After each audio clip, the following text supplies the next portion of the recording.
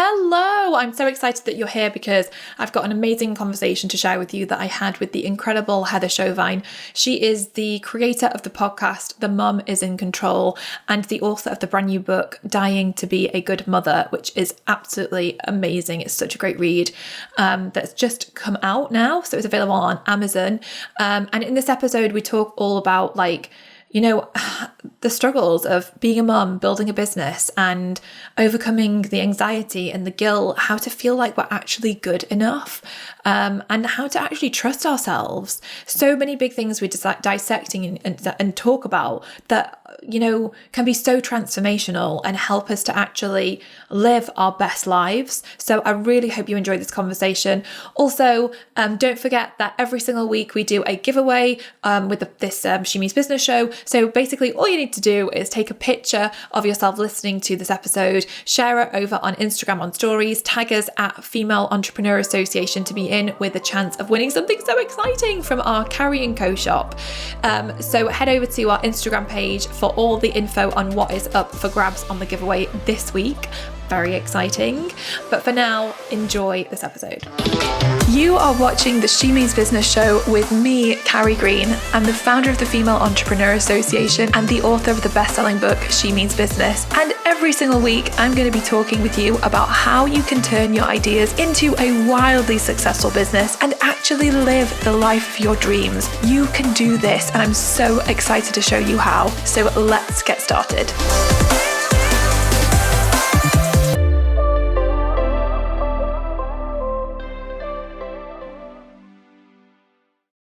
Hello everyone, I am so excited that you're joining me for this episode of the She Means Business show because I'm joined by the amazing Heather Chauvin, and she has got a book out that came out actually yesterday on International Women's Day called Dying to be a Good Mother, which is just such an incredible book. And so I wanted her to come on and talk to us about the book, but about how we can all stop with the struggle around trying to be good mothers and the anxiety and the guilt, and also feeling like we're not enough.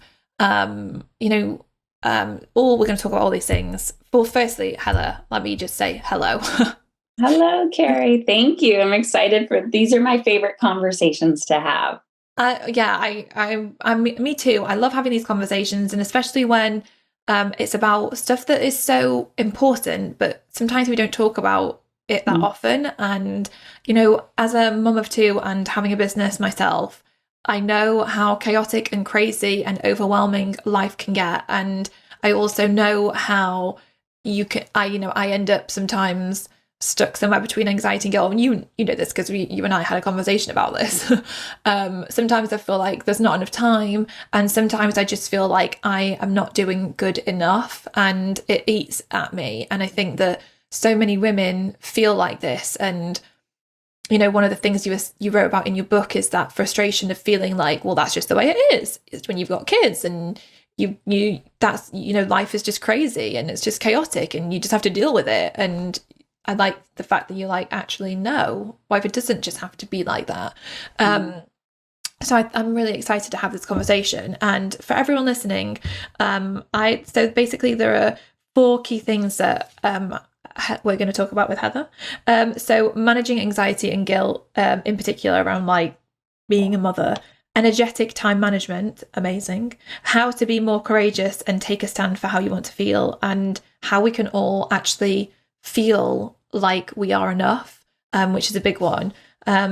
So I'm excited, because not only am I a mother and a business owner, a lot of my audience are mothers and business owners, and it is sometimes so bloody challenging. Yes. So before we kind of get into more of those things, can you share more of your story? Because firstly, it's such a powerful story. And your story, I think, is also really linked to the book, and like also tell us like why you've written the book. Yeah. Okay. So it's a big, when I do interviews and people are like, give me the nutshell version, I'm like, oh, dang. Right. And I also realized that, like you said, a lot of people are not having these conversations, especially in the online space. You're either in the parenting space where you're learning a specific skill about like conscious parenting or whatever it is, or you're in this business space. And if you're a woman in business and you have children, people come together, but they still don't pull back the curtains on like what's really happening behind those closed doors and how can you manage that and also work through it. So, my story is, I'm a mother of three. Motherhood was what cracked me open to personal development in the first place. And I became a mom when I was 18, and I already felt like I was failing. I already felt like I was failing at motherhood because I was doing it backwards. But there was this impulse inside of me I just remember looking at my son for the first time and thinking, okay, there's opportunities that I've already missed just because of the way that I am doing this, but there's also so much in front of me that I do have control over. And so I am committed to becoming the person that I most desire my child to be. Like that was kind of my mantra, but it was not from a healthy place. It came from this not enoughness. Like I need to become and do and overcome to overcompensate for my fear of not being enough. And I did it. I went and got educated. I became a social worker. I was checking all the boxes off of what society expected me to be. And inside, I was like, not this, not this, not this. Like there was just so much, both personally and professionally, that felt very much out of alignment. And when I was seeking professional help from pediatricians, therapists, like I wasn't hiding. I'm like, help me, help me, help me. Like I was really asking for help. The feedback that I was getting was kind of what you said, which was get used to it because this is motherhood and this is your life now. And I just thought, oh no, I can see really bad things happening if I don't get out of this. And I, again, was really scared because I had a degree in social work. I fell in love with mental health. And even in that space, people still were not talking about it. There was no solutions. It was like, let's just rehash the problems over and over and over again. And so I continued on my journey, fell in love with meditation and mindfulness, and really started getting into, brain development, and really had to step outside of the box and mainstream because I was so motivated to help my son. And then I talk about it in the book, but, really understanding our children's behaviors. But the essence of Dying to Be a Good Mother, which is the book, I think the bookend to my story was 7 years ago. As I was building my business, I left social work, jumped online, started podcasting and doing all the things that you do online. My youngest was a year old. And so the boys they always change their ages. They're 16, 11, and 8 now. The youngest was a year old. And I literally just told my corporate job, like, I'm not coming back after my maternity leave. And then 4 months later was diagnosed with cancer. And through the diagnosis, I thought, okay, it's just stage 1. It ended up being a stage 4 rapid growing cancer. There's a picture of me in the intro. My abdomen was so swollen. I looked like I was pregnant. And I believe it was a result, like, I'm not talking about the cancer itself, but the lack of paying attention to my body for so long, the symptoms were there.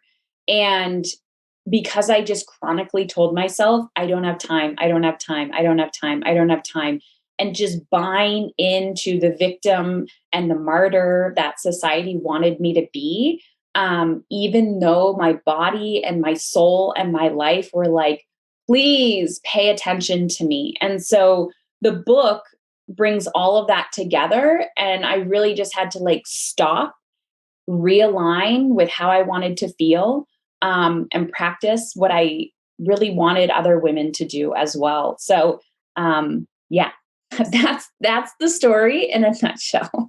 It's such a powerful story though to hear, because I think for so many of us, we are, people live like lives of quiet desperation, and for so many people, sometimes it does result in something big, a big health crisis, like say being diagnosed with cancer, or or other health issues that come up, burnout, for example, and people just becoming really unwell because they're not paying attention to themselves, their body, and they're just like running on empty and giving and giving and giving and giving and forgetting to receive. And yeah, it is such a mass problem though, like so many people experiencing this. So I think the fact that you're sharing your story, I think is going to really help inspire and comfort and empower a lot of people who are in that stage. I mean, like, not that it's remotely the same thing, but in the past, when I've gone through phases of just feeling like ignoring all the signs, ignoring myself, like it I feel like the body has a way of like just trying to let you know, hey, this isn't right, you're not on the right path here, you need to course correct and pay attention. For me, I started to get like really bad anxiety and then the worst heart palpitations, and it just was, it's just crazy, like the amount of stress and pressure we can put ourselves under. It blows me away. So then, talking about that, obviously in the book you talk about anxiety and like overcoming anxiety. Can you talk a little bit about this? Like, for example, for me, I often find now, especially with kids and building a business, Molly is just about to turn 6 months, or she is 6 months. For me, it's feeling trapped a lot of the time somewhere between guilt and anxiety. Guilt that I'm not spending enough time with them, anxiety because I'm not spending enough time working, and just overall this feeling that I'm just not doing good enough. And I know that there's so many other people that feel this way. So like, when you are feeling like that, what is the solution? Like, how did you overcome that?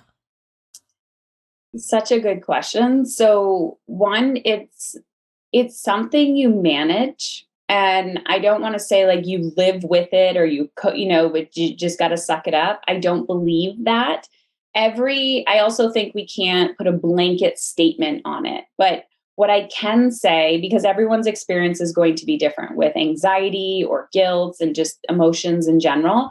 But what I have learned from my own experience is, one, anyone who identifies as being sensitive, intuitive, like a healer of sorts, or you have always felt different and you have always been a feeler. Like, you've always been able to go as a small child, right? Very connected to nature or people or things. Maybe you're introverted, who knows?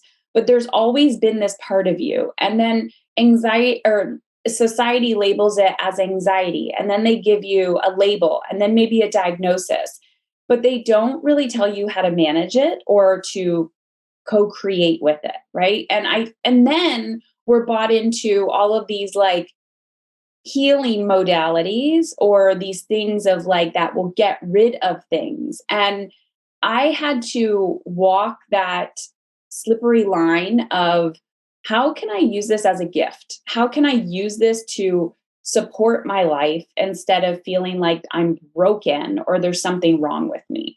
So anxiety can be very life-giving, but what I often do and what I had to learn is that it's there to guide you. Like, it's there to guide you. And I have to be very mindful of even something as small as my caffeine intake, because if I have too much, my anxiety gets worse, right? But I'm also paying attention. Well, Heather, you're not even making like the basics of like nutrition. And if your body has no fuel in it, it's running on fumes, and the anxiety is just there to get your attention. So I've always used it to guide me, but at first I didn't really listen to it. It was just more of like a kick in the pants. And I'd just be like, oh my gosh, I got to run away from this anxiety. Where now I co-create with it. Anxiety, guilt, overwhelm, these are symptoms to me. Like, my body is saying, like, knocking at the door, like, hello, pay attention to me. I need something from you. And so what I do now is I simply just close my eyes and I talk to my anxiety and say, what do you need from me? Why are you here? And sometimes it's like, I just need you to sit with me. I just need you to sit with me and to feel me.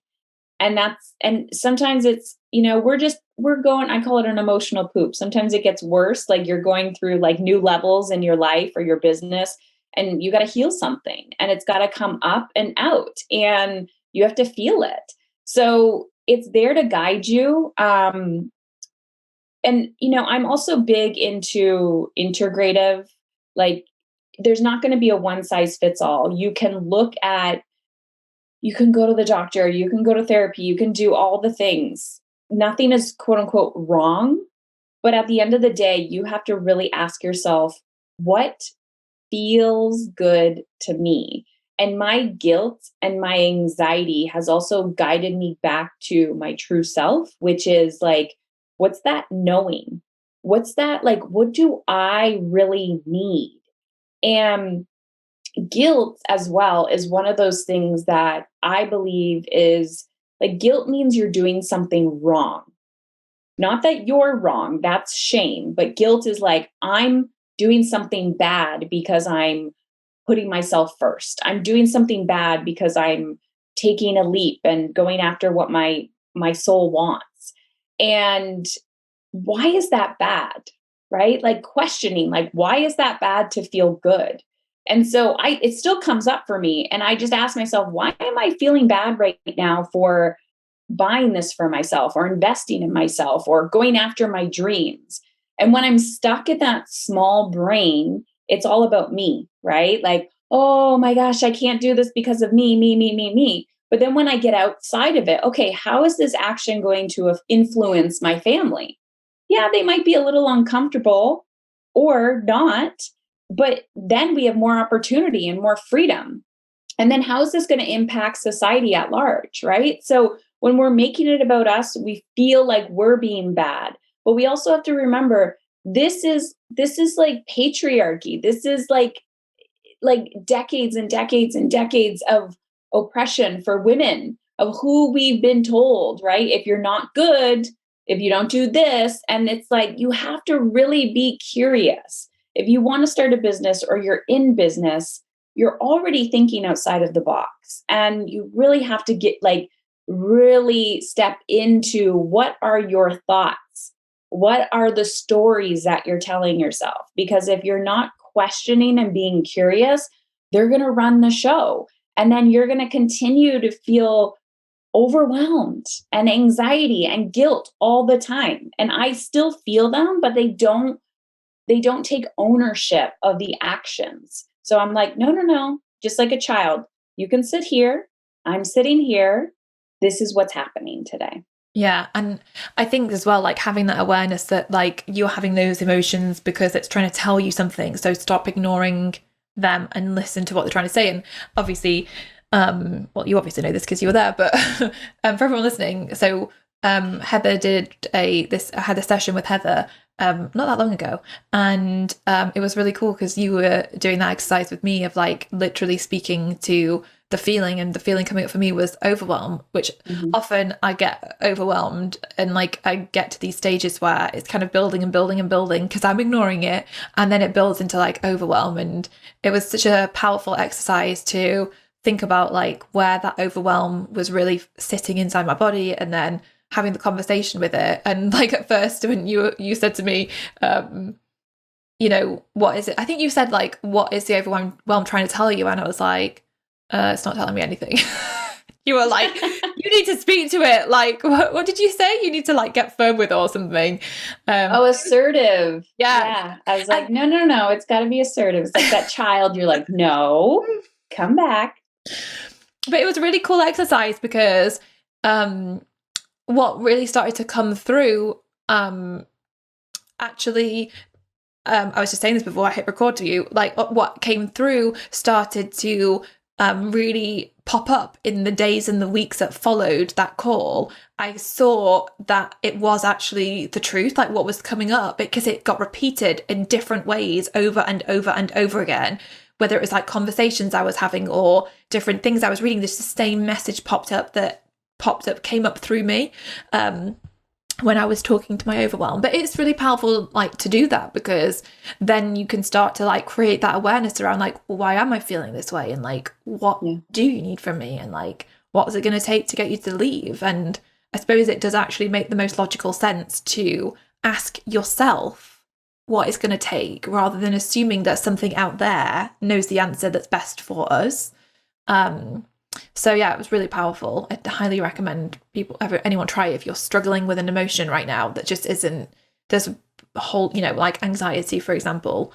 Because that's the thing. It's like when we have these intense, like emotional, feelings like anxiety or stress or guilt or whatever it is, they just have a powerful way of holding us back and stopping us from, one, feeling happy and content, but two, actually making the progress we want to make and achieving amazing things. And, I see so many women who are mothers and business owners just get so tangled up in it all that it's like, it just ends up feeling so impossible for them. And they don't then make the best decisions to actually progress with the business of their dreams and create that amazing life for themselves, because it's just too much, which, it makes me sad. But I think even just as simple as sitting down and like having, more awareness around your feelings, and like even speaking to your feelings, like you were saying, can start to really shift things. Well, when I started my business, I was seeking out mentors, female mentors that were mothers, so that I could understand, how are you building your business while being the mother that you want to be?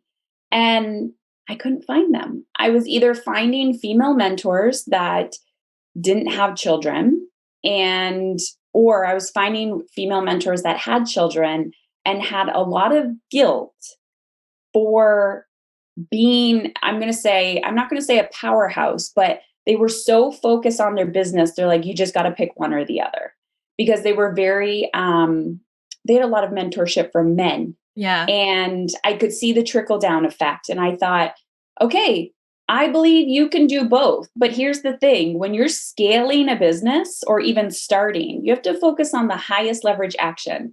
So you have to be aware of what's ego, right? Like, you don't have to have the most beautiful website when you're starting, but when you're focused on, I got to do this and this and this because you're trying to be good enough. It's like, you got to manage that part of you that doesn't think you're good enough, so you can focus your energy and attention on what's going to make you money the quickest, right?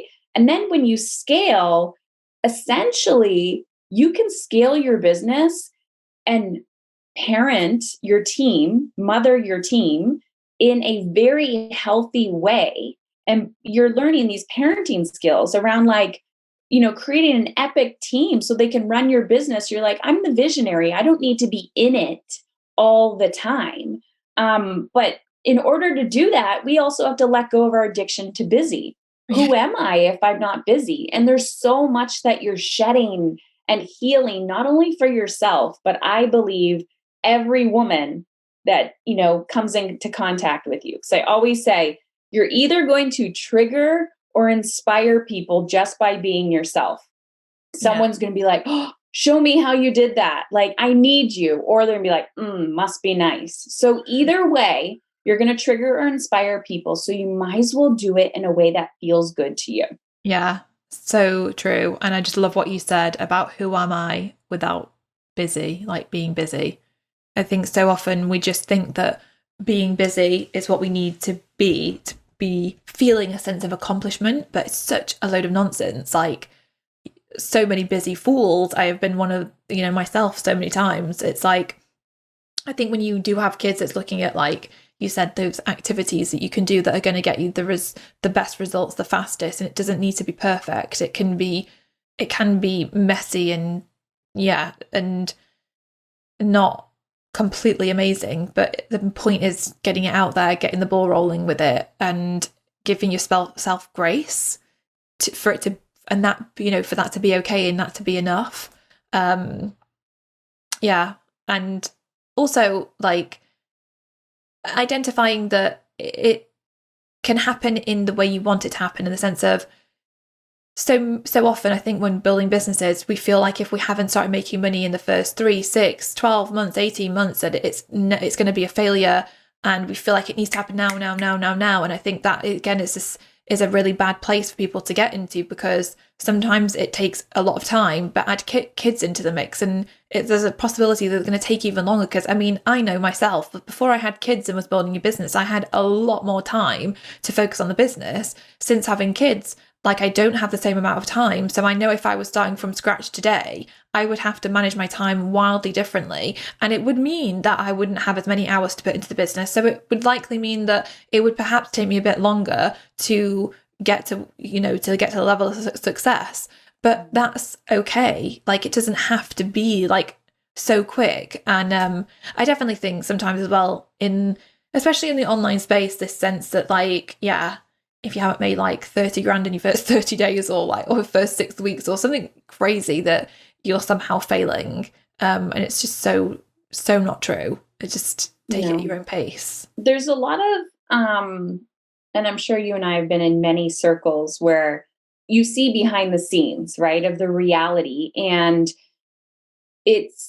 I can't stand for any of that, because a lot of times, I'll ask people like, why do you listen to my podcast? And they're like, because you're so real and raw. And I'm like, listen, I think it is my duty to be honest, because that is not doing you any service. But I think the opposite of that, the shadow side of that, or what comes out, is feeling, I don't want to say alone, because you can feel alone or isolated. But I think when we're telling our true, honest stories, and we don't have to be in it, right? Like, I don't have to be in the middle of a crisis or in the middle of a breakdown for me to use Instagram as a journal or something like that. But I can reflect on it after it's done. Like, what was the lesson there? And being true to that part of myself and my message and mission. No, I know that the women that I attract are done with the BS. They're done with the fluff. They're done with the perfection. Mm-hmm. Because I even see it in the parenting industry. I see it everywhere. It's like you're in the middle of an argument, or your child's having a meltdown, and you're like, what was that 6-step process on page 200 of that book that I just read? And essentially, and we talked about it a little bit earlier, is I want you to come back to yourself.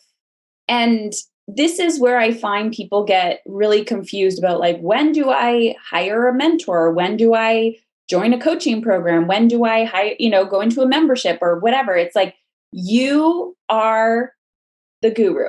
You are the guiding light. Like, you have the answers inside of you. But we do need other people outside of us to reflect it back to us and be like, look over here, do this, do that.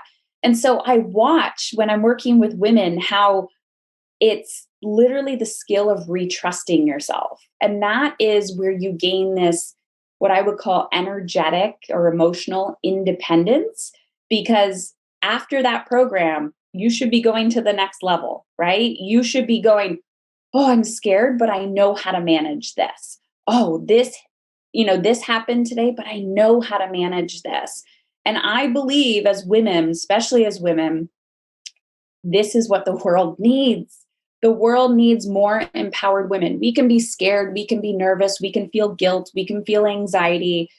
I always say, you want to vomit, crap your pants, and do it anyways. But when you are surrounded with like-minded women who are like, you got this, you can do this, and you honestly trust them, and they're like, trust yourself, come back to yourself. It's this magical thing. And I always bring it back to the birth process in general. And I know not all mothers physically birth, but we've all birthed ourselves again and again and again. And it feels like contractions. It's uncomfortable. You're sitting in the discomfort, and we can get stuck there and think there's something wrong with me. Everybody else makes it look so easy. And I'm like, they're making it look easy because it's vulnerable. It's vulnerable to show your truth. So it's really about how do you want to feel in your life? Coming back to that anchor feeling. So for me, I tell a story in the book. And we were just talking, I don't know, you were saying something and it like triggered me to tell the story. But when I was going through chemo, I remember coming home one night and I was on the bathroom floor. It was in between treatments. And I don't know, I was like at my wits' ends. And I just remember crying. And I was trying to hold it all in because I didn't want to disturb anybody. And I was so paralyzed in fear, like, what if I die? What if I die? What if I die? And that might not be your fear. It might be like, what if I fail? What if I fail? What if I fail? What if this doesn't work? It's paralyzing. Mhm. And I started asking myself, okay, Heather, or I started saying, you're not dead yet. Like in this physical moment, you are not dead. So stop telling yourself that. What do you want instead of this fear? I want to feel alive. I want to feel healthy. I want to feel energized. So then I kept thinking to myself, what do you need? What do you need? What do you need? What do you need? And then I realized I was not afraid of dying. I was afraid because I didn't physically know how to feel good. I didn't know how to feel good. I didn't know how to feel energized. I didn't know how to feel alive because I was taught my whole life, you're living from this place of fear, not enoughness, right? You're like, go, go, go, do, be busy, do it all.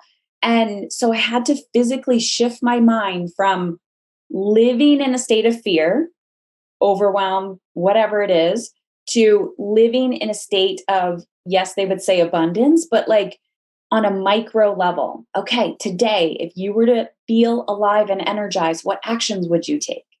And then having the faith and trust of the process. Because in the moment, when you begin to take action that's in alignment with how you want to feel, Mhm. it won't necessarily come that second, right? It takes time. It's the compound effect. Yeah. So then I had to push myself little by little moments, little moments, little moments. And then, looking back, going, look how far you've come just from taking little micro action steps that are in alignment with how you want to feel. So it's understandable that this is a new way to be because not a lot of people are talking about it. Yeah. It's so true. And so many things I would love to dissect with you about that. Like, I mean, even from the perspective of like, we're just so often so not intentional about how we want to feel.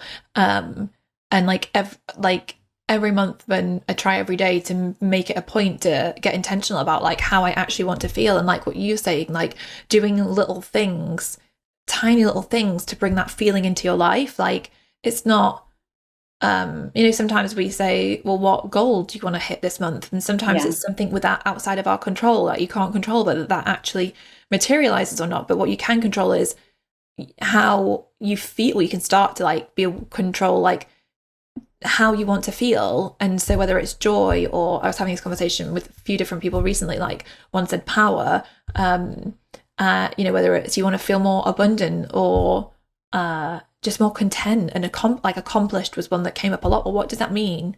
Like, it's not about getting something out there. It's about something, a way of feeling. Like, what little things can you do every day that help bring that feeling? And it just changes everything. Like, just radically shift your life.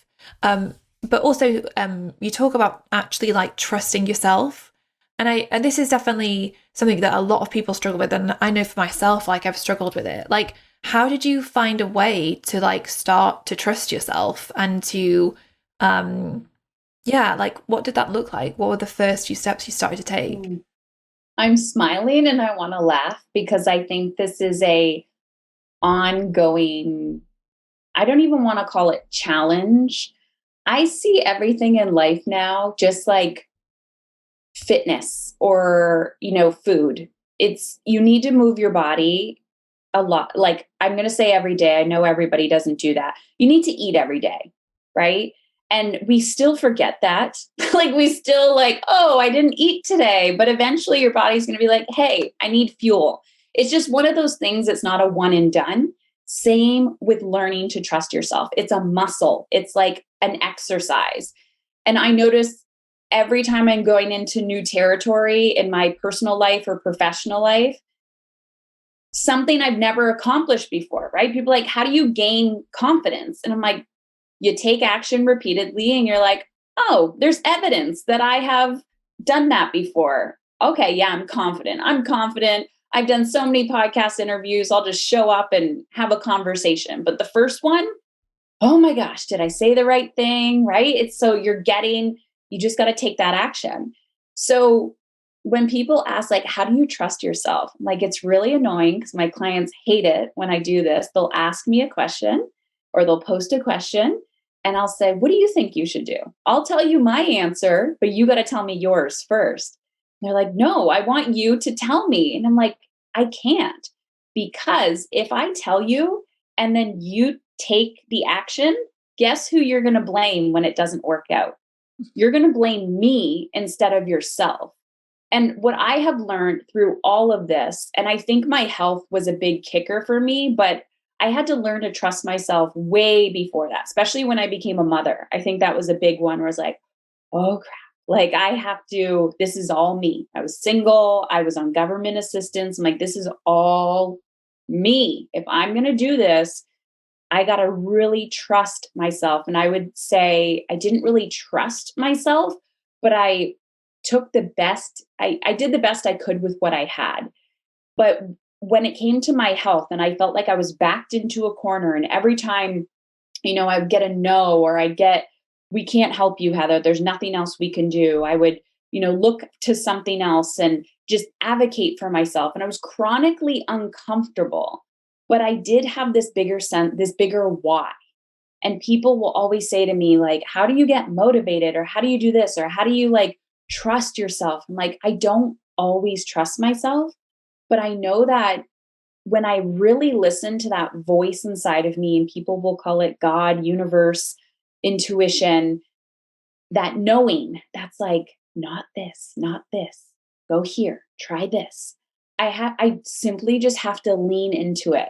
And I had to do it this year with my book launch and my business. I'm like, what has worked?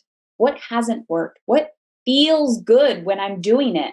What doesn't feel good when I'm doing it? And when it doesn't feel good, is that just fear or resistance, or is that because it's not in alignment? And no one has the answer for me. I just have to keep trial and error, right? Keep doing it and leaning in, right? You launch a program and you're like, this doesn't feel good. Well, does it not feel good because you're just scared and afraid?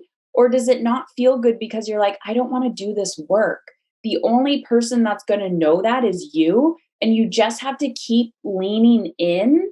And yeah, you can get feedback from other people or brainstorm and bounce off ideas. And then eventually you're like, yes, yes, yes, yes, yes. So it's a practice. And I think it's so true what you're saying. And you touched on it earlier as well about like, you have to really begin to like practice trusting and listening to yourself, because no one else out there has the exact answer for you. You have the answers within you. And it's like, especially when it comes to business, because I know people want to just be shown, literally, tell me what to do, tell me this step, and then the next step, and then the next step. And I remember when I was starting out, I wanted someone to hold me by the hand and show me the way. But the reality is there is no one way. There is your way. And you have to have the confidence to follow your way. And that means like listening to yourself and like what you said, tuning into what's working, what's not working. What does this feel like? Does it feel good? Is it fear? Is it, resistance because of fear? And I feel like there's so many people out there, especially in this industry, of people being like, this is the way you have to do it. You have to do this and this, or like funnels are dead. Email marketing is dead. Like, it's not about this. It's not about this. And I'm like, stop, people. Like all of these things can work and all these things do work. It's not that this is wrong or this is right. It's just that everyone's has to do it their own way and like literally blaze their own trail. And it's just, the problem is that we never got taught ever to have the confidence to listen to ourselves and make our own way. Like, no, I don't know any school, as you growing up that would say, like, listen to yourself, follow your heart and trust your own instincts. Like, when do we ever get taught that? Like, never. And so, like I see in business, like people just looking for the answers outside of themselves. But like, I mean, like you said, it's so important to like go to other people to learn who have got more experience and who can share ideas and concepts, but that's all they are, ideas and concepts. And you then take it and shape it to make it work for you. And I think what you said, lean into it and just keep asking yourself those questions and tuning into yourself is the way, like, to master that, really. I see it everywhere. I see it with my children and how they're being taught in school. And oh, I'm going to get in trouble. Oh, this isn't working. And I'm like, no, you're fine. Like, I feel like there's a lot of unlearning, and it's a cultural thing. It's a society thing, right? Of following who you are. But the interesting part is, if we go back to, like, who was I as a child? Like, how did I show up? What was quirky about me? What parts didn't people enjoy, right? Like, you're too loud, you're too quiet, you're too this, you're too whatever. And then we carry that into our adulthood. Yeah. But the thing that the world needs from us is the thing that we're hiding. And so there's this chronic healing that we're doing, which is uncomfortable. I don't believe in hard things, right? We're so addicted to suffering and struggle and hustle. And, we can do hard things. And I'm like, okay, but if I'm trying to make my life easier and simpler, I can't even use the word hard anymore. So what I started saying is, we can do uncomfortable things, because it's a lot of times, especially when you're building a business, a lot of the actions are not physically difficult. Yeah. It's just emotionally uncomfortable, right? Like sending that email, going live on Instagram or Facebook, or having a conversation with someone else. It's actually not hard. You've done it many times in other ways, but it's emotionally uncomfortable.